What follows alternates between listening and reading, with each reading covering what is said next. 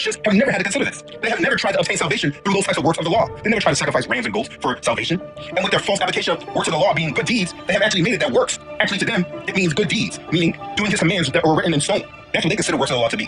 When this is not anything of the sort, it is a completely different faith than what these Hebrews back then dealt with. You have to understand, many of these converts were experiencing persecution for their faith. Remember, men like Paul were persecuting them for these beliefs.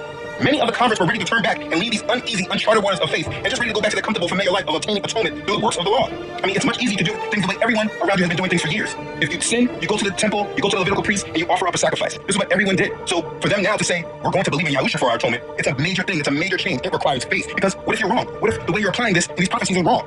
The choice that they faced was depending on the works of the law or trusting in their belief in atonement through YAHUSHA's sacrifice. They had to trust that Yah was going to accept them, though they were going against the law of their people, going against the Torah, which was the law of the land. Again, it's completely like what many of us are going through. Today, we are up against false religious leaders that don't truly believe, but as long as they keep us in their falsehoods, it makes them feel elevated.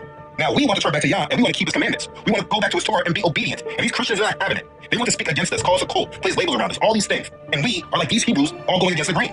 Well, in reference to them, those Hebrews, that's why the book of Hebrews was written. If you go through this from chapter 1 and have this perspective of the audience, you can understand every word that this writer wrote and why. He broke this topic down to them so that they could understand how serious this was and how it all aligns back to the scriptures and is not blasphemy or heretical. So after chapters 1 through 10, as he breaks down how Messiah fulfilled the Torah and the prophets and show completely how this all aligns to the word, he's now expressing the importance of faith, because this is what these new believers are going to have to live through.